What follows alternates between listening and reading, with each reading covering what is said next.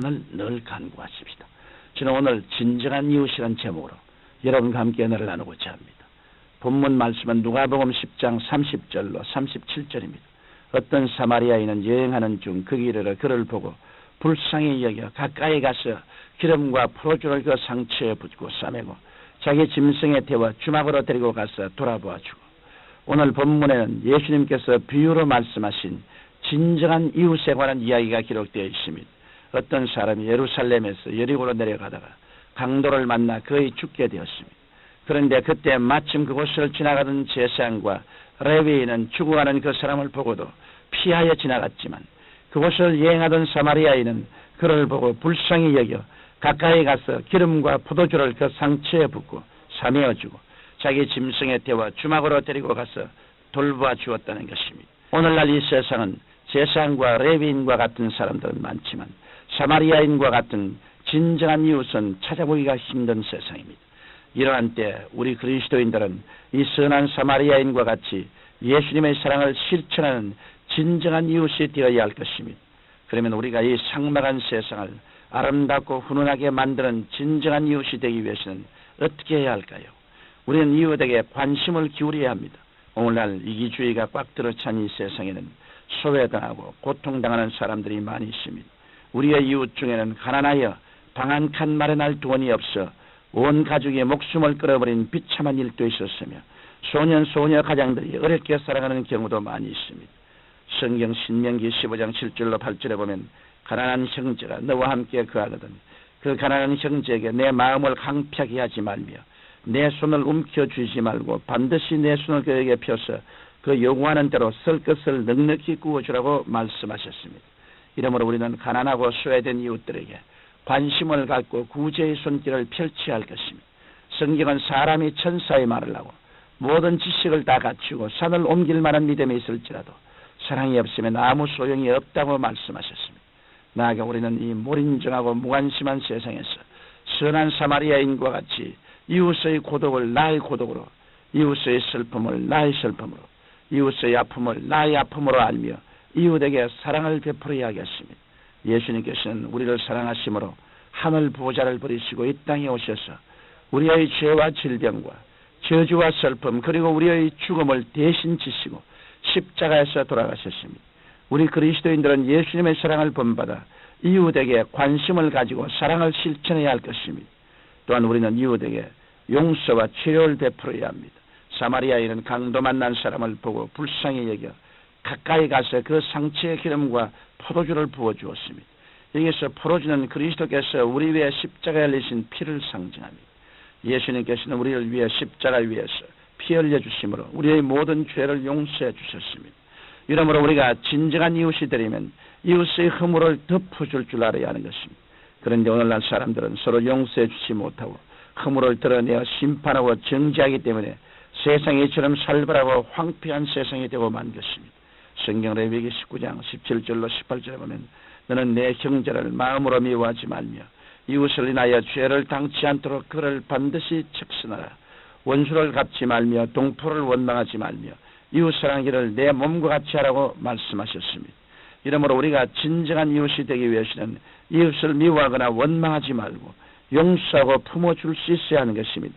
예수님께서는 우리에게 죄인을 용서하시는 본을 보여주셨습니다. 가나마다 현장에서 잡혀온 여인을 용서해 주셨고 남편을 5이나 바꾼 사마리아 여인도 정죄하지 않으시고 용서해 주셨습니다.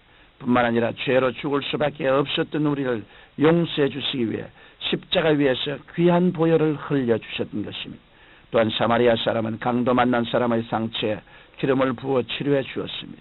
이러므로 우리가 좋은 이웃이 되기 위해서는 이웃을 용서해 줄 뿐 아니라 성령을 힘입어 이웃을 적극적으로 치료해 주어야 하는 것입니다. 예수님께서 제 아들을 각 마을로 보내실 때에도 복음을 전간 후에 치료를 베풀라고 말씀하셨습니다. 성경 누가복음 9장 1절로 2절에 예수께서 12 제자를 불러 모으사 모든 귀신을 제어하는 병을 고치는 능력과 권세를 주시고 하나님의 나라를 전파하며 앓는 자를 고치게 하려고 내어보내시며 라고 기록하고 있습니다. 이러므로 우리는 예수님의 권능으로 영혼의 상처 입은 사람이나 삶의 희망을 잃고 방황하는 사람들의 치료를 위해 권면하고 기도해 주어야 할 것입니다. 우리는 이웃을 감싸주고 성공시켜 주어야 합니다. 사마리아에는 강도 만난 사람을 싸매어 주었습니다. 상처를 싸매는 것은 상처에 흐르는 피를 멎게 하고 병균의 침을 얼마가 빨리 회복할 수 있도록 조치하는 것입니다. 이러므로 우리도 이웃이 상처 입고 피 흘릴 때 예수 그리스도의 사랑의 붕대로 싸매고 위로해 주어야 할 것입니다. 하나님은 위로의 하나님이십니다. 성경 고린도후서 1장 3절로 4절에 보면 찬송하리로다 그는 우리 주 예수 그리스도의 하나님이시요 자비의 아버지시요 모든 위로의 하나님이시며 우리의 모든 환난 중에서 우리를 위로하사 우리로 하여금 하나님께 받은 위로로서 모든 환난 중에 있는 자들을 능히 위로하게 하시는 이시로더라고 말씀하셨습니다. 이러므로 여러분은 환난 중에 있는 이웃을 위로해 주시고 그들의 허물을 감싸주게 되시기를 바랍니다. 또한 사마리아인의 강도 만난 사람을 짐승에 싣고 주막으로 데려가 돌보아 준 것은 그 사람이 성공적인 인생을 살도록 도와주었다는 것입니다. 우리의 이웃이 성공적인 삶을 살도록 도와주는 일은 위대한 일인 것입니다. 성경 출애굽기 23장 5절에 보면 내가 만일 너를 미워하는 자의 나귀가 짐을 싣고 엎드러짐을 보거든 삼가 버려 두지 말고 그를 도와 그 짐을 부리울지니라고 말씀하셨습니다. 하물며 우리가 이웃이 성공하도록 도와주고 이렇게 세워주면 하나님께서 얼마나 기뻐하시겠습니까? 인생의 참된 성공은 예수 믿고 구원받아 영원히 잘됨같이 범사에 잘되고 강건한 복을 받는 것입니다. 그러므로 여러분은 열심히 전도해서 여러분의 이웃이 생명을 얻되 더 풍성히 얻도록 도와주어야 할 것입니다. 성경 누가복음 6장 38절에는 주라 그리하면 너희에게 줄 것이니 곧 후에 되어 누르고 흔들어 넘치도록 하여 너희에게 안겨주리라. 너희의 헤아리는 그 헤아림으로 너희도 헤아림을 도로 받을 것이라고 말씀하셨습니다. 이러므로 하나님께서는 여러분의 수고를 다 기억하시고 반드시 여러분에게 30배, 60배, 100배의 축복으로 되돌려 주실 것입니다. 사랑하는 청취자 여러분, 예수님께서는 한 율법사에게 선한 사마리아인의 비유를 말씀하신 뒤 가서 너도 이와 같이 하라고 말씀하셨습니다. 이 말씀에서 우리는 사랑이 없는 율법이나 종교의식은 무의미하다는 것을 깊이 깨달아야 합니다.